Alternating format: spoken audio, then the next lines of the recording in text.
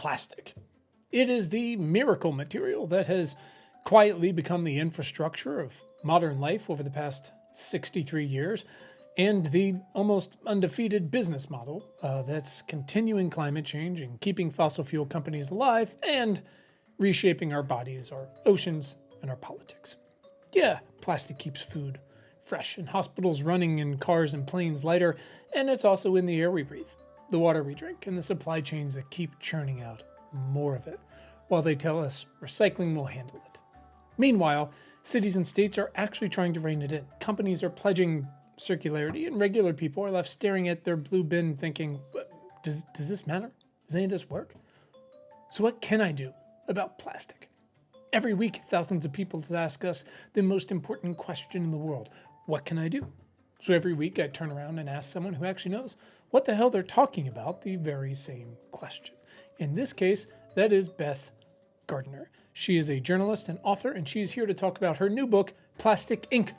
Beth pulls back the curtain on how plastic became so pervasive, why the personal responsibility story has been so convenient for yet another industry, and what the real solutions actually look like, because obviously that's why we're here. For packaging, product design, corporate accountability, and policy that actually reduces the stuff at the source. So stick with us, because at the end of this conversation, what can I do won't feel like a shrug. It'll feel like a plan. Beth Gardiner, welcome back to the show. Hi, Quinn. So great to be with you. Thanks for having me again. You're welcome. I looked it up. It was 6 years ago, the last time we talked. 2019. Nothing. 2019, my book came out. 2020 was probably when we spoke. Yes. Nothing eventful has happened. So that's no, fine. Not at all. Yeah, very stable, totally global normal environment. Yeah, it's really comforting. I usually immediately, these days, probably since we last spoke, I found these questions that are very sort of meaningful to me and to our audience. And the name of the show is a little different because of that. I think it's kind of been the point all along, but I honed in on it and now it makes sense. Before I ask you to answer the question, I want to provide a little context. What I love about your journalism in general, much like what Amy Westervelt does with Drilled, right? I'm flattered already by the comparison. Oh no, well, she's one of my heroes. Yeah, she's incredible. Your last book, Choked, to this one, you seem to have exclusively chosen to cover things that make me furious, which I really appreciate. We seem to share, and Amy as well, this operating principle, which is like, you get part of the way into the book and you're like, I fucking knew it. I knew it. So my standard question is this. Why do you have to do this work? Why do you have to do this work? Why do you keep coming back to these things? I mean, that's such a good question. And about the infuriating thing, like, I take that as such a compliment, because I don't know if you've read the incredible book, Empire of Pain by Patrick Radden Keefe, about the Sackler family. Yeah. And I read a review of that somewhere, and I can't remember if it was like a published review or just somebody's like comment on Amazon or whatever, that said, on every page of this book, I gasped and said, they fucking did what? Right. And like when I was writing this, motherfuckers, every page. When I was writing this, that was like what I was trying to convey to the reader, because that's what I was experiencing as I was reporting and learning about it. I mean, listen, I've been doing environmental journalism, environmental writing for quite a few years now. It's challenging in a lot of ways, because people always say environment stories are hard to engage with. They can get really dull, right? You can get lost really quickly in sort of the scientific weeds or the regulatory legal. There's a lot of like detail. And there's always this issue that the subject is, people care, but it's really daunting and it's really upsetting and we feel powerless and it's hard to read about it, right? And I totally get that. But at the same time, as a journalist, like, what story is actually more, well, there's so many important stories, say it's probably not really the right way to think about it anymore, but sort of generationally, like, in the long span of millennia, like climate change is just, it is actually still the biggest story, even in the face of everything that's going on with our democracy and the rise of fascism and all of that. Although they are deeply interconnected, it's the biggest story there is. And then there's so many different ways you can cover it, right? There's so many journalists out there. Elizabeth Colbert is one of my huge like climate journalism heroes. She's, I would say, by and large, looking more at sort of the impacts, like what's happening out in the world, in nature, in all these different ecosystems that we can see. There's so many different ways to like look at this story because it's such a big story. To me, I'm interested in like the cause, like who is causing this, like what is driving this. That's, like you said, that's what Amy Westervelt has been like leading the way on in such a big way, this kind of climate accountability reporting. And then the other thing that's so hard about climate reporting is how do you break it down and find a piece that you can like do something meaningful on that hasn't been written about already by so many amazing other journalists and authors. So with Choked, my first book about air pollution, I really felt like this is such an important story on its own, actually, even if it was not even related to climate. It is. It is not getting quite enough attention. It's not getting the coverage that it's really due, given, the number of people that it kills and sickens every year. And similarly with this book, with Plastic Ink, I kind of felt like I, as an environmental journalist, and a lot of people, I think, had sort of thought of climate change and plastic pollution as being these sort of two separate problems, like kind of both super distressing and upsetting. Climate change maybe more existential, but we are all sort of horrified by these pictures you see of, beaches covered with trash and a turtle with a straw up there, whatever. It's horrifying. But I sort of thought of them as separate. And then I kind of came to understand that they actually are really interconnected. And in fact, the biggest way, there's a lot of ways they're interconnected, but the biggest way they're interconnected is the same companies. Mm-hmm. It's the Exxon Mobils and the Shells and the Saudi Aramcos who are, keeping us hooked on oil all these decades and denying the science and all of that, delaying, foot dragging. And they're also the ones who are making plastic. And while we are, you and I are kind of taking our little bags to the grocery store, and personally, I like kick myself when I forget my bag and I have to take a disposable bag. Because shame on you, Beth. Right. Shame exactly. on you. So, I'm more about like who's driving this problem, like who, because you need to answer that question before you can start to fix it. We, for a long time, used this tagline of science for people who give a shit. And people could sort of self-identify with that pretty quickly. Science isn't everything. Everyone became an amateur scientist for better or worse through COVID and all these other things. So it's more like, and we started involving ourselves more in like civil rights, all that stuff. More for people who give a shit. Eventually, if you do this job long enough, like your journalism, and obviously ours doesn't go nearly as deep, but a broader, nuanced way and whatever. It's about will. Like there's very little like innovation required to change what we need to do. So much of it is the choices we make. And you open the book with a quote, the future of plastics is the trash can. Right. Which is from 1963. And they talked about this gentleman, Lloyd, and I'm going to mispronounce his name because it looks like the stuffing recipe to me, Lloyd Stuffer. He said the industry needed to concentrate on single use to transform a one-shot market for a few thousand units into an everyday recurring market measured by the billions of units, which also sounds a lot like pharmaceutical industry. And here's where that balances out, because I do want to set the record, right? Mm-hmm. We have developed incredible drugs, right? Mm-hmm. Things that can, besides the vaccines we're just deciding not to do anymore, but these daily drugs, these lifetime drugs, we now have a malaria vaccine, which we've also kind of decided not to do. All these different things. We've made incredible innovations. Mm-hmm. Plastic's incredible, right? Yeah. It's made cars lighter, it's made planes lighter, food storage, it's solved all these different things, medicine. Yeah. They would love for you to stop right there. Yes. Right? Because the pharmaceutical industry would also love to really not have us focus on prevention and wellness and know that most of the drugs are treating things that we could just deal with. Yeah. You describe here digging deeper, right, to this decades-long project to teach us how to throw things away. Yeah. Tell me about when you first ran into that quote. And you said you used to consider them as two different things, but I feel like through all your journalism, you must have had an inkling of like, God damn it, I bet these are related. And did that seal it for you?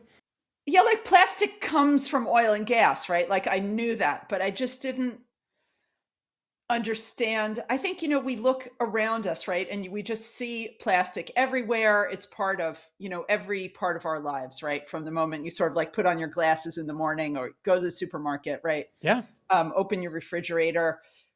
And we're sometimes distressed about it, all the stuff we throw away, the single use, the takeout boxes and all of that. But it's like we don't really kind of know exactly how we got here. And I think, yes, sure, I did have an inkling that they were related. But I think to me, what was so shocking was exactly that quote that you mentioned. I've never heard his name pronounced, but I guess in my head, I always think of it as Stuffer, Lloyd Stuffer, was Sure. like a plastic industry guy. And he spoke at a couple of conferences, I think in New York, to plastic industry people in the sort of days when they were really in the early kind of years of trying to get this material out into the world and to become the sort of fundamental part of our daily infrastructure that it is now. I think what shocked me so much was the deliberateness of the way that the system was created, right? And like you say, plastic is miraculous. There are so many incredible uses for it. But the industry, not only do they want you to stop there, but I mean, they are constantly pushing that idea, right? It's part of the sort of mechanisms of greenwash that they are so adept at kind of confusing us with and muddying the waters. That's something that you hear all the time, right? If you ask a petrochemical company, an oil company about plastic waste problems, is plastic is essential. It lightweights cars. It's used to make solar panels. We want it in our sterile gloves and syringes, right? And of course, like all those things are true. Of It has a course. lot of valuable uses. Like, I'm not saying in this book, like, we should stop using any plastic, but there is so much just like ridiculous waste. And the example that I used in the book, which a few people who've looked at it already, like really resonated with them because several people have mentioned it, is one time I was at the beach and I was getting an ice cream cone, and it came with like a little, I've only really seen this that one time, but like a little drip catcher at the bottom. It was like a little plastic thing that went on the bottom of the cone. And it's like, that is not necessary. Like, yes, if I go to the hospital, like I would like to have plastic, sterile, single use, Of course. IV or Yeah. whatever, right? Yeah, Although because we actually know there's what it some, used to be, which is like right, we had ones right. that weren't Yeah, plastic. yeah. Also, we didn't fucking wash them. Like it Right, wasn't great. exactly. Yeah, yeah. No, and but we don't have to go back to that if we want to like not have the ice cream cone drip catcher and the throwaway forks and all this like crap that never gets used, right? So there's so much deception in even like what they emphasize and what they talk about. But to go back to the idea that the deliberateness with which this system of disposability that is now such a commonplace that we don't even really like see it or understand how it got there. It was built with just great intentionality because it was extremely profitable. Coca-Cola used to run an enormous infrastructural system of reuse, which, our grandparents it was totally routine for them, right? You Sure. bought the bottle, you brought it back to the store, it went back to the bottling plant, a truck picked it up. Like those bottles could be reused 90 or 100 times. And this guy stood up on a stage and said, like, that is lost revenue because we could have sold 80 bottles and we only sold one bottle. Hmm. Like, someone is making the bottle. And, for Coke as well, it's lost revenue because they didn't really want to bother dealing with that. At one point, they had to, there was no alternative to deal with the empties and refill them and wash them. And you have to pay people and you have to have trucks. And they would rather just like not deal with that. The packaging is not their problem. And it becomes our problem. Those costs of dealing with the empties did not go away. They got pushed onto us, the public, because you're paying, whether it's a rate fee to your trash and recycling collector, or you're paying your local taxes to pick up the garbage and clean up the streets. Like, they very, very successfully push that cost onto the public. Because you have morals. And you at some point were like, I can't deal with this waste. And so comprehensively, they said, also, here's a plan we call Keep America Beautiful. Right. So Yeah. let's talk a little bit about how they do recognized that. They said, okay, great. Here's how we're going to deal with it, is you're going to deal with it. Not just the excessive ice cream drip things. Those are the ones where I'm just so angry all the time. Yeah. But also just mainline production. Talk to us about Keep America Beautiful and The Crying Indian and this denial playbook that everyone thinks, well, I guess unless you read your work and Amy's work started with tobacco, it is not. This is the same playbook over and over and over again. Exactly. Yeah. And it actually really originated with the oil industry. A lot of research now has shown. So, ever since this idea of disposability was invented sort of post World War II and gradually, sort of built into the world, right, and into our lives, people have had concerns about it, right? The public has been concerned about it. And over the course of the history, as plastic production has gone up and up and up, and that's one thing I just tried to like really keep a focus on in the book, right? It's the production, it's not demand and us as consumers. But there has always been these moments of like sort of public disquiet and concern. And there's been times when it's boiled over, usually related to like waste. And in the 80s, there was this whole perception of a landfill crisis.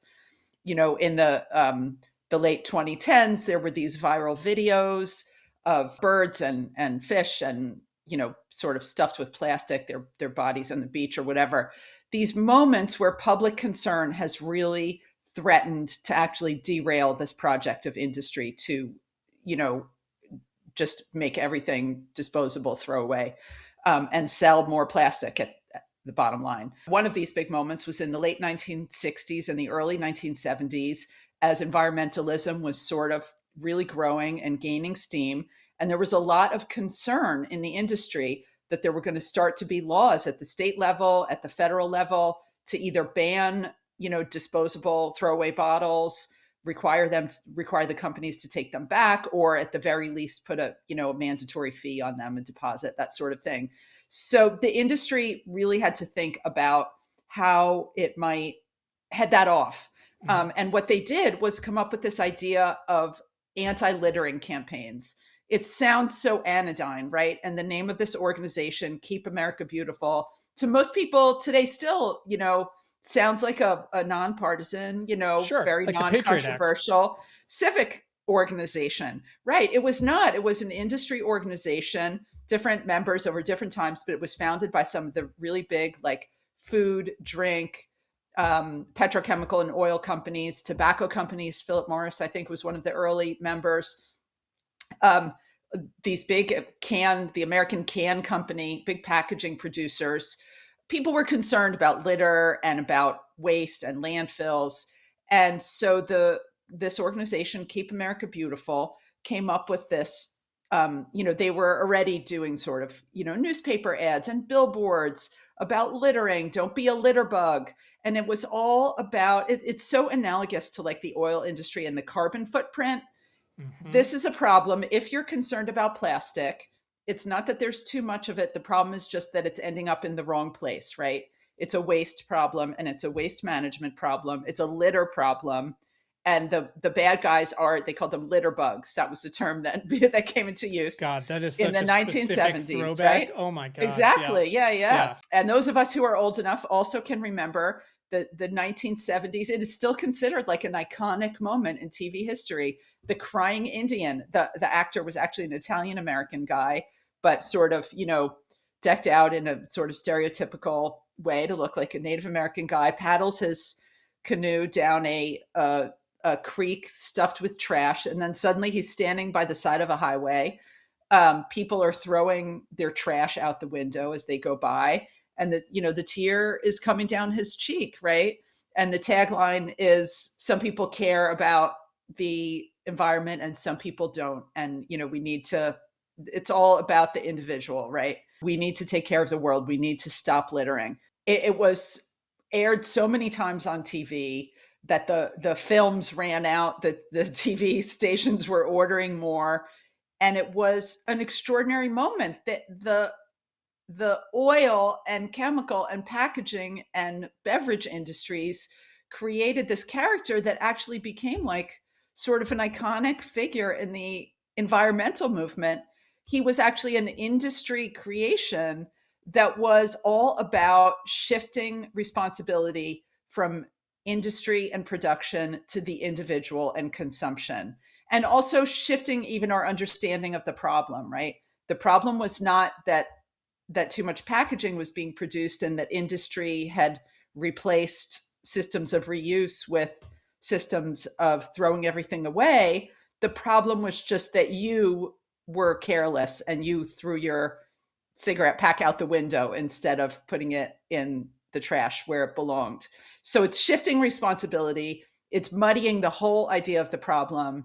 And plastic and all the junk that we're creating and selling and pushing into your life is just fine as long as it ends up in the right place. So it's all about sort of like, and this has been the playbook over the years, sort of diffusing anger by co-opting it and redirecting it, that the problem is the individual, and it's on us to be better, not be litter bugs.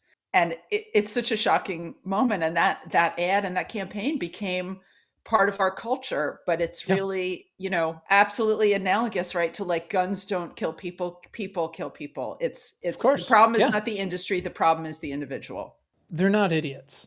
These people are extremely comprehensive and intentional. I mean, watch Mad Men, right? Yeah, right. But also watch the first episode, Mad Men, where she's smoking in the doctor's office while she's pregnant, right. which they not just didn't say no to, they encouraged, right? And they knew. Mm-hmm. Because as we always talk about here, sort of this mechanism I call compound action, which is like to defeat something like fossil fuels for transportation specifically, or smoking and lung cancer, it really requires a kitchen sink effort, right? It requires marketing and legal and taking smoking out of movies and all this different stuff. But they have always designed their own kitchen sink version of this, again, absolutely. like you said, from the marketing to legal and all this. And so as much as, the saddest conversation I have with people is when I tell them, especially after the Chinese decision a few years ago, not to take our plastic, is that effectively like recycling is not real unless it's glass or aluminum, and people get sad and they go, I've been doing the wrong thing. I'm like, not your fault. Yeah, but exactly. It's more that not only, and you really get into this in the book, that you may feel a sense of, we have, maybe not in the past few months, that we have started to win this quote unquote climate flight, right? In fossil fuels, to know that they have had an extremely profitable backup plan this entire time, which is, like you said, it's the same companies with plastics. Right. And even, today the Exxons and the Saudi Aramcos can see that in the long term, and it's not even necessarily like climate policy anymore that's the biggest threat to them, but it's that they're being undercut economically. Solar and wind are now the cheapest forms of energy. They're way cheaper than coal. They're cheaper than, gas. And that is dangerous. If you are a fossil fuel company, electric vehicles, despite everything the Trump administration is doing, are on the rise. They are getting cheaper and they are getting better, in the rest of the world, if not potentially the United States for the next few years, since things are being blocked out and sort of ripped up. But this is a big threat to the oil industry. So they can see that in the years to come, the demand for oil and gas as fuels is, pretty soon getting ready to flatten and potentially start declining. And that has been a big part of this push into making more and more plastic. Partly it is just a continuation of longstanding trends. If you look at the sort of trend line, ever since the 1950s, when plastics really entered the consumer economy in a big way, the numbers have just gone up and up and up and up every year, the amount that is produced by companies and sold and pushed into our lives.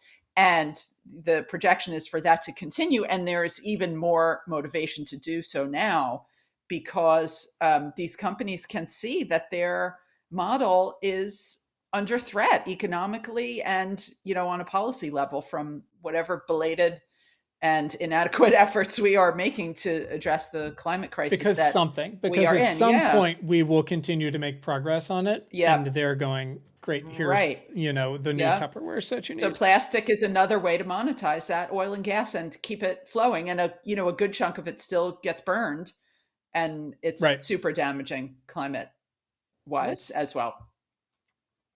let's get personal Yeah. on all this. You traveled all over the world Yeah. to cover this book, and with all your journalism, I really appreciate how you don't just, oh God, what do those idiots call it? Writing it from the ivory tower. Yeah. Fucking it never existed, doesn't exist. Anyways. Yeah. There's no ivory tower. There's just like a really cluttered living room. Correct.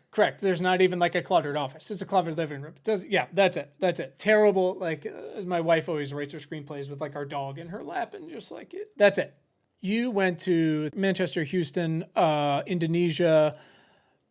One of the things that bothers me most on the planet, Cancer Alley. They have relied on this idea that we are so into like liberty in this country, right? Whether it's guns or it's meat, whatever it might be. Yeah. To normalize, again, fossil fuels and plastic and tobacco, and to normalize kids' lunch debt, right? Stuff like that. Not my problem, right? That's someone else. They should work harder. Medicare, Medicaid, there should be work requirements. They should work. It doesn't matter where in the world. I'm trying to struggle to understand why we seem to be susceptible to net zero and advanced recycling and carbon credits, and letting a place informally be called Cancer Alley for 25 years and not be able to completely overcome that. And obviously, again, it's about will, it's about money, it's about these things. Yeah. Why does this keep succeeding? Am I making any sense? This is like in my brain all the time. Yeah, you talk about carbon credits, right, and advanced recycling. These are ideas that the industry has pushed really hard because they actually understand that we want it to be okay, right? We feel awful, right? Like I talk to so many people who say, just friends who are not really particularly necessarily engaged with like environmental issues, but they'll just be like, oh, I feel terrible every time I get a takeout meal and I, throw all the containers in the garbage, or I didn't let my daughter buy a water bottle when we were out in the park because like I didn't want to throw another plastic bottle in the trash. Like we feel bad. Like we are not idiots. We get, and we all can see that like this is not great. It's not a good system. There's so much waste. It's so damaging, even if we don't necessarily understand the details of that. And that is a good thing, right? Like we have that concern. We live in this system where we don't necessarily have the power to, if you want water, like there might not be a water fountain, right? Like you have to buy the plastic and throw it out. But we have this concern and industry gets that and they play on it, and that's why they talk so much about recycling, even though they have understood from, the word go basically that it was not really feasible with plastic. Like you said, recycling is meaningful if you're talking about paper or cardboard or aluminum or glass. Those are like materials that technically can be reprocessed and come out pretty good and be used again a number of times. Plastic, less so, but they have always pushed it because, this writer, Susan Frankel, who wrote a terrific book about plastic about 15 years ago, spoke to an industry lobbyist who used the term guilt eraser, that the industry understood that recycling was a guilt eraser. We all feel bad about plastic and we want it to be okay because we don't kind of really have a choice unless you're going to spend a lot more money or a lot more hassle to go to like the plastic free store or whatever. It's not feasible for most people. And then you talk about things like Cancer Alley, these places along the Gulf Coast of Texas and Louisiana, where people are living next door to these plants that are turning fracked gases into plastic ingredients and then processing them further into raw plastics. And there's all kinds of carcinogens and terrible pollutants going into the air. Listen, Texas and Louisiana are very conservative places. They're states where the oil and gas industry has had a very, very long-standing presence. They are very economically and politically powerful, and they have a ton of influence at the state level over the state regulators, over the state lawmakers who set the terms by which the regulators can operate. And if you talk to them, the Texas and Louisiana environmental departments that are regulating these facilities and ostensibly protecting the communities that live nearby, they will tell you that they follow the science and protective levels and all of that. But, if you talk to the people who live there and if you talk to the experts and the environmental advocates who are paying attention, they will tell you that it's regulatory capture, meaning that the industry has so much power over these agencies, the regulatory agencies, that they're essentially toothless, or they're even, doing industry's bidding in some cases. So, I think it's about political power and marketing kind of savvy and resources, and all of us who have our lives to live, and we can't spend all of our time like kind of going to the plastic free store and like deep diving into understanding the details of what they're presenting to us in ads and all of that. And we want to believe it because it would be so much nicer if it was true, right? We want to believe that the problem is like microplastics a spoon in your brain instead of the people who live next to these facilities. But the direct harm is very measurable, and you can see it. And we have satellites where you can see it, and you can see it in the test scores of these children, right? Yeah. And they see just like your air pollution stuff. Sure. And I mean, you went to the Waste Mountain in East Java, like again, like when you spend time with each of these people, Yeah. Uh-huh. and you understand like very personally what the cost of this system is. Yeah. Again, not just like, oh, don't microwave your plastic burrito thing where it says Right. like open it up for 30 seconds. Yeah, Like, uh-huh. this is every day, right? Yeah, And they're subjected to that because it had to Yeah. go somewhere. Right. What does measurable justice look like for these communities that again are all over, from like fracking in Pennsylvania to again East Java? Like, what does measurable justice start to look like? I'm trying to stay future positive and like solutions oriented where we can. It's a really big question, and I think I would say it starts with at least stopping the harm, right? Like regulating these things better. Like, for example, during the Biden administration, there's a lot of complicated regulatory details about how federal and state power interact when it comes to sort of like Clean Air Act and carcinogenic, pollution that's coming out of, ethane crackers as these big plastic making facilities. Some of them are known. The Biden administration actually took some pretty significant steps forward to tighten the ways that toxic emissions from manufacturing facilities are regulated. It was small steps, but it was the beginning. I met this guy, Robert Taylor, who lived just outside of New Orleans, right beside the Mississippi River, near a plant that makes neoprene, the stuff that's used for wetsuits, artificial rubber, right? I've got a laptop case sitting right here made out of it. It's everywhere, right? And when you make neoprene, you emit a chemical chloroprene, which is super toxic. And Robert Taylor's neighborhood, right beside this plant, is like 95% Black. A lot of people who are descendants of slaves along the Mississippi River, these African-American communities that have been there for, centuries. And people are really suffering illness. It's dispersing the communities. People move away. They get buyouts sometimes from the plants. That is the impact. And when you talk about sort of positive action, I was there a few years ago. It was during the Biden administration. There was a lot of litigation going on. And Robert Taylor said he was starting to have some hope for the first time, because Biden's EPA director, this guy named Michael Regan, came there and talked about environmental justice. There were some steps being taken, an agreement with the company to reduce emissions. And, of course, that was ripped up on probably January 20th or 21st last year, right? So it's not, none of these things are impossible problems. It's kind of like air pollution. Some of it is air pollution. But I mean, my first book about air pollution, it's not really rocket science to fix it. And when you were talking before about will, like we just need the will to do it. Like, yeah, we need the will to do it. But actually that even doesn't capture the reality, which is it's not like, do we will it? Do we want it as a public? Like nobody really wants like cancer causing chemicals coming out of factories that people live nearby. But these companies are so powerful, right? Like, was it $1 billion or something that the fossil fuel industry was talking about giving to Trump during the campaign? Like, and they get what they pay for. These companies are very powerful, whether it's at the state level, the federal level, the local level, even where they fight tooth and nail against any kind of local effort, even to put, a fee on plastic bags or deposits on cans and bottles, that kind of thing. They're very, very powerful. And a lot of it happens behind the scenes, so we don't see it. They present a very nice face in public, and they talk about sustainability and recycling, and we're going green and all of that. Um, and it's hard as individuals who are not like experts and have all the hours in the world to study this kind of stuff to really understand those dynamics. But to go back to your hope, like there's ways to fix it. I don't use will in a naive way. Sure.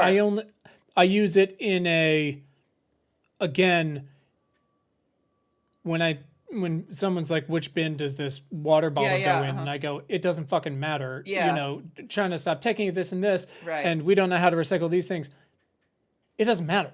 Right. What I mean by will is like, we don't need that innovation if we can start cutting it off at the source, the extraneous exactly over stuff that we do not need. And again, it's the will includes just an understanding from again, like books like yours and air pollution of like how and why and where. Understanding the apparatus. So we talk a lot about people when they go, how can I affect this thing? And I go, well, let's understand which jurisdiction is actually most responsible and charged with it, because that's where you got to start. So much more is on the local level than people thought. Maybe not necessarily for plastics. You get the point. And then it's understanding, okay, what is their backup plan, right? So for the climate fight, it is plastics. So we got to make sure we can't just let them go to that, right? What did that call it? Their escape hatch. Right? Exactly. But then it's like you said, it's going to the source. It's going for our antibiotics issue. It's going to like, why are we giving these proactively to industrial farmers? Yes, right. It's going like, this is not because your child has 3 strep throats. And I understand how you talked about going to this. I have always imagined going to one of these that you talked about going to the petrochemical conference. Oh my God, playing bingo with, it's insane, right? But it's so important to have journalism, but also journalism like yours where you go, I can not compartmentalize, but I can balance.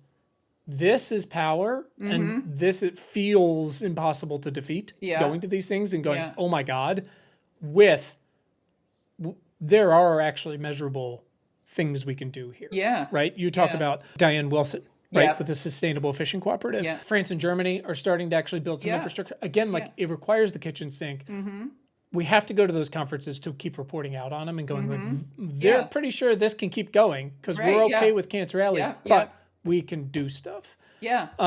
What's the thing that you feel is most measurable, that if we pushed enough people on it at whatever jurisdiction could start to really chip away at this so that people don't constantly feel like, well, fuck it. Right. I mean, if you talk to people who are sort of experts on the policy side of this, what they always come back to is this idea of extended producer responsibility. They call it EPR laws, which is basically, it's about making the producer of the package responsible for what happens to it rather than you be responsible for what happens to it. It's like the scope 3 for emissions, right? Yeah, except actually making them pay for it. It's not just about accounting for it. Yeah. So for example, like, yes, Europe has been a leader in addressing plastics, still not enough, but they are taking some really significant steps, the EU. But here in the US, California passed a really big EPR law.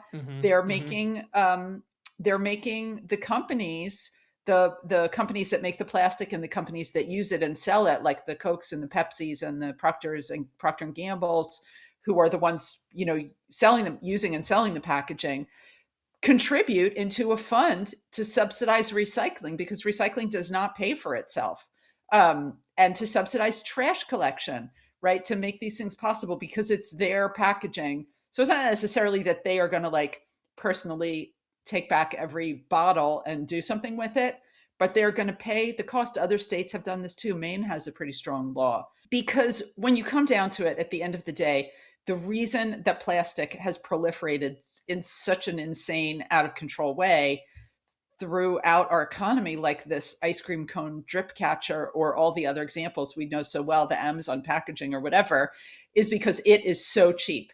And it is so cheap in part because it, in a large part, comes from sort of waste products of oil and gas. Like a lot of when you frack, right, you get the methane, which you can burn for energy. And then you also get this thing called ethane, which for a long time, they were just like burning it off to get rid of it at the wellhead. And then they realized they could build plants and make it into plastic. So partly it's just a waste source, and that's why it's cheap.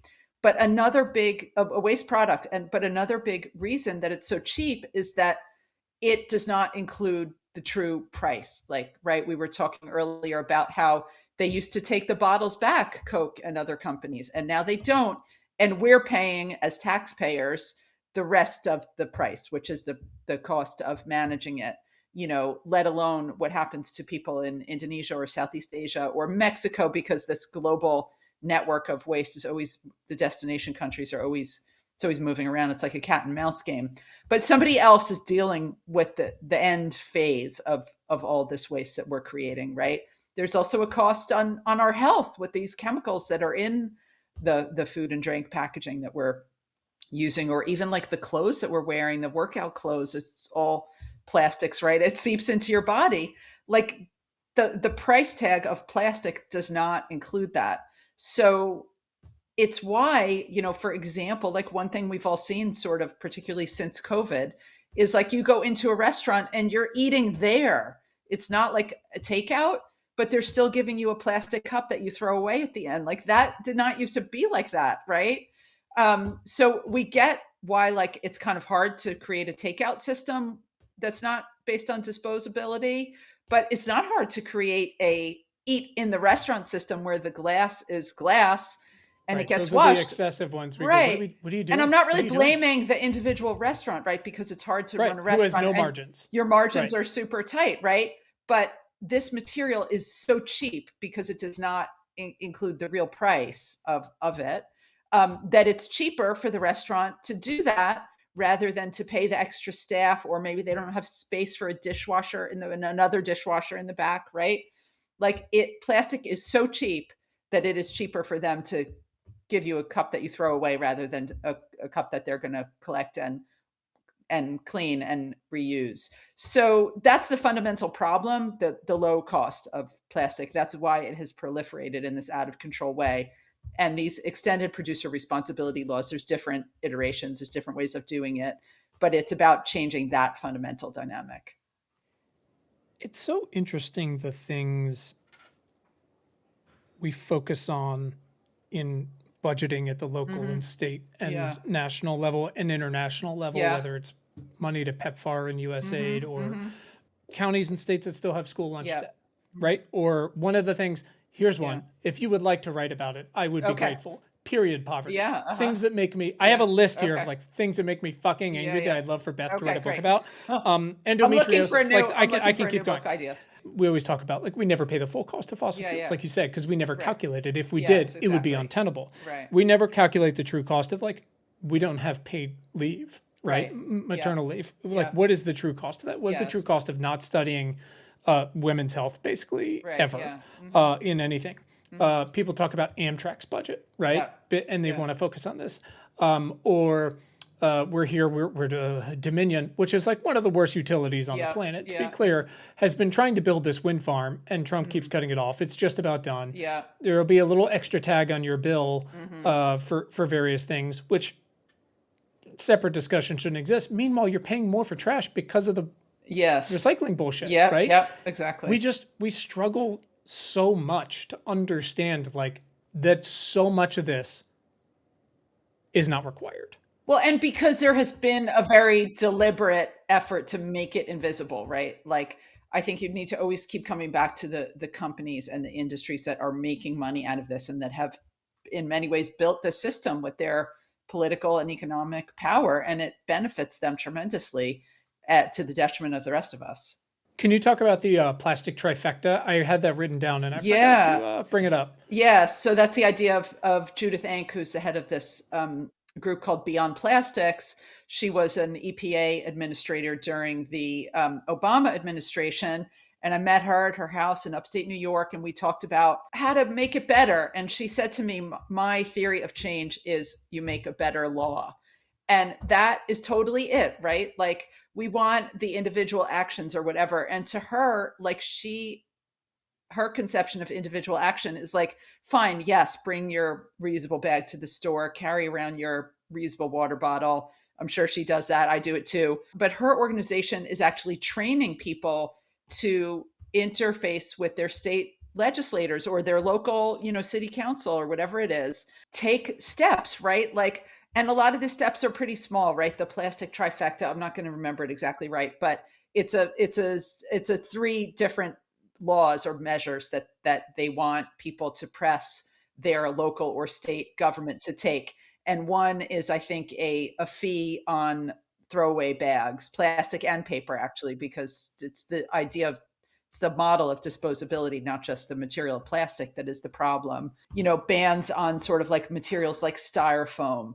These are small things, but they have a big impact to industry. Like I was saying earlier, they fought tooth and nail. They've thrown the kitchen sink, whatever mixed metaphor you want to use, Sure. at stopping bans, even in like a tiny little town. I went to this amazing little town called Bisbee, Arizona, up in the mountains down near the Mexican border.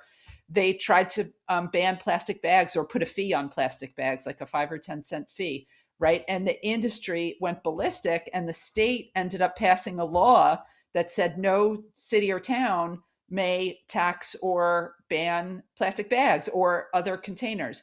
And the reason why that is really disheartening. A lot of states have those laws. It's called preemption. But the reason why they do that is because those laws are actually really powerful. And it's not just because of the direct effect of like the plastic bag, fewer plastic bags being used. The industry says that plastic bags are, a tiny percent of total plastic. And that's true. And it's only, a small piece.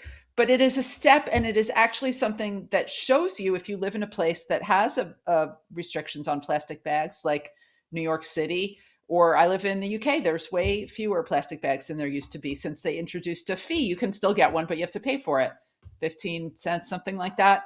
This is powerful because it actually shows you that it's not the end of the world, and that it's actually pretty easy to live without, like, I forget the numbers, like the average American gets like 500 plastic bags a year or something like that. It's crazy. And you can actually be fine with, like, I don't know, 20 plastic bags a year. It's meaningful in itself. And those plastic bags do some harm, birds choke on them or whatever, but it's also a signal that, like, it's actually a small step. And then, like, the automatic question is like, the natural question is like, what do you do next? That's her idea. And that individual action is less about like which thing you put in the recycling bin. And, it's also an individual action to like lobby your city council or your state legislature or whatever. And these small steps are actually, they matter. And the reason they matter is that the industry is willing to like throw a ton of money at stopping them. When people of color say, Yeah. Well, does my vote even matter? And you go like, Right. If it didn't matter, they wouldn't be trying to fucking stop you from voting for all of this time. Exactly. No, I think it's great. And we are really focused on helping people turn out for local and state stuff because first of all, again, it works. And two, it is a foot in the door. And it's very easy to normalize things in the other direction where you go, oh, we didn't need any of this. And also these local things are like really contagious. And that's the other thing the industry understands. And, I have a whole chapter about these plastic bag bans and how the first one was passed in Suffolk County, New York in the 1980s. And the industry fought so hard against it. It was eventually overturned by a court before it was ever enforced. And New York State passed its own plastic bag. I can't remember if it's a ban or a fee off the top of my head, 30 some years later. And the guy who had been the driving force behind the Suffolk County, Long Island ban in the 80s was a state lawmaker in Albany, the capital, who pushed this plastic bag ban 30 years later. But he said those lost decades, what we could have done when we were going in the other direction. But when he did that in the 80s, it set something off across the country, and other localities immediately started doing it because people actually want these things, whether it's, fees on bags or container deposit laws or what have you. They poll very well. They have really tangible, immediate, beneficial effects. They're not usually as inconvenient as people anticipate them being. So they're powerful, but they're kind of contagious. But you have to show up. You do, because if you don't show up at your city council or school board or whatever it is, someone else is showing up, and that's where we are, 100%. Early COVID, I was still in Los Angeles, and SoCal Gas, another monstrosity of a place. I believe they threatened to send like a bus full of COVID positive people to a meeting. I mean, it was just like, Oh you're my like, what the God. Okay. fuck is wrong with these people? Yeah, yeah, But yeah, it's a really good lesson to go like yeah, that. They will show up, and that's yeah, how we got here. You absolutely. have to show up, and again, it can be contagious. It can be wonderful. They say solar Absolutely. contagious, right? We're social people. You look at it, and your neighbor goes, And "What's that?" totally. And this guy, Stephen Englebright, who was the lawmaker I was just talking about, passed the country's first ban on plastic bags in Suffolk County, Long Island, New York in the 1980s, told me that he was like absolutely shocked when all these industry lobbyists showed up. And he said, I never expected the industry to care about, a tiny little law in a rural suburban They know county it in is a Long foot in the Island, door, right? and they are not They having it. saw it they saw that it was powerful potentially.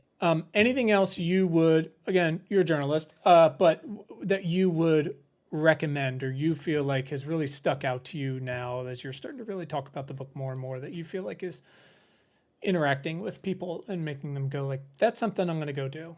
I felt so much when I was writing this was that I would talk to people about it. I would be like at just a social whatever, like someone asked me what I'm doing, and I would talk about this book, and like so many people would say, "Oh, that sounds depressing."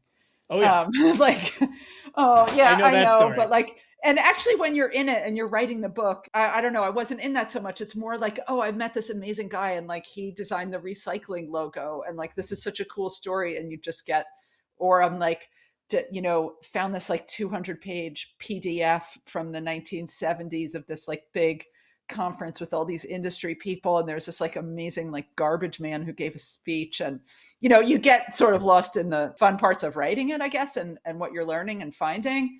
But that depressing thing, I heard it so much. I totally get it because like it is depressing, right? And particularly with plastic, we feel so disempowered by like, even if you're like, okay, I'm gonna like not buy that water bottle even though I'm a little bit thirsty because I don't want to throw, like, that's meaningful, but like we also kind of feel like that's not really making a dent in the like 90 gazillion water bottles that get thrown out every day, whatever the number is. It's infuriating. And I also feel like in a weird way, it's kind of empowering to really understand this, that it's not actually us. Cause I think so many people, the one thing I heard a lot was depressing. And the other word I heard a lot from, again, like friends who were not like super engaged with environmental issues, is not their main focus, was guilty. I feel so guilty when I get food delivery and I throw it all out. Like, I just want to take that away because that's actually what the industry wants us to feel. They want us to feel sort of disempowered, like we live in this system. Disposability is, not negotiable, not to be questioned. It just is. And they want us to feel guilty or blame each other, right? Like, oh, Quinn, I can't believe forgot your bags and you got all those plastic bags from the grocery store. We're blaming ourselves or we're blaming each other. So to me, even though, yeah, it is depressing. And like sometimes we all just want to like curl up under the covers. Like, I totally get that. I feel that way too, right? It's a lot. It's a lot. And plastic, it just feels horrible, right? When you see these pictures of whatever, a beach covered with, trash and it keeps washing in. But to me, it's actually empowering to say, actually, it's not us and it's not your fault, Quinn, for, forgetting your water bottle or whatever. We need to look at who are the main actors here, which is these huge, rich, powerful corporations, unfathomably wealthy corporations, because we kind of know that these little small bore things that we're doing, like they feel like you kind of feel like you have to do them. And I do still carry around my bags and my metal bottle and all of that. But like, it feels kind of futile. We know that really already. And to actually shift the lens towards who is really doing this, it's kind of empowering because then it's like, okay, well, now we need to think about solutions and how do we fix this. It's pretty clear it has to happen at a political level. And but it's not about personal responsibility and your sort of own feelings of guilt or my feelings of guilt or whatever. So in a weird way, I kind of find it certainly infuriating, but also like empowering to like, you have to diagnose it correctly, right? We have the wrong diagnosis right now, which is that it's our fault for like quotes demanding plastic, because you don't demand it. If you go to the supermarket and you buy some bananas and they're like in plastic. The shrink wrap. You did not demand individual cucumbers. Oh, don't even. The industry is always talking about consumer demand for plastic, right? But you demanded bananas. You didn't demand plastic. Correct. So correct. No, your individual really responsibility absolutely. is to take your, it's the Star Wars, like the Emperor, like, good, let the hate work. Like, great, use it, and go to your city council meeting and bring somebody. Exactly. That is your responsibility, because it is going to require all of us, but we can start to put a dent in those things. Yeah, and I think that's why I think that sort of beyond plastics and the Judith Inc., the engaging people with state and local, like, because we all feel some amount of despair at the federal level right now. It's pretty clear that the Trump administration is not going to be, enacting measures to deal with any of these problems, but, the opposite, obviously. But actually, the local level really matters. And that's where a lot of plastics action has happened. And it's contagious and it's meaningful. I don't want to keep you much longer. What are some books you're reading these days? I'm reading this great book right now called North Woods, and I'm seeing it everywhere. So I think it's like maybe one of the big books right now. It's fiction, and it's set like on this plot of land in, I guess it's Massachusetts, like in New England. Oh, I heard about this. Yeah. And at first it starts with this couple who escape from like a Puritan colony. They run away into the woods and they're pursued by like the Puritans or whatever. And then they finally like make their, and the first passage is written in this sort of like little bit obscure, like, it's a first person kind of like old style spellings. And you're a little bit like, oh, this is going to be a little dense if the whole book is like that. And you think you're going to follow the story of this couple, but then actually in the next chapter, it's like, I don't know, 30, 40 years later, you're following the land. It's like this little patch of, I didn't really mean to give an environmental example. It's not necessarily, but it's just, no, it's fine. I get it. I'm enjoying. Beautiful. Yeah. I think we're following all the people who are going to live on this little piece of land over the centuries. And it starts in, I don't know, the 1600s, and who knows where it's going to end. I'm not that far in now. I'm probably 100 pages in, but it's a really good read. I recommend it. Northwoods. I can't remember the author off the top of my head. Author is Daniel Mason. There you go. Daniel Mason. Yeah. That's awesome. That's really great. Yeah. Also, I got another one I just finished listening to. I think this was 40 Hours. Biography of Mark Twain. Is it? I gave it to my mother-in-law for Christmas, but I haven't read it myself. Is it good? It's great. Okay. Yeah, it was terrific.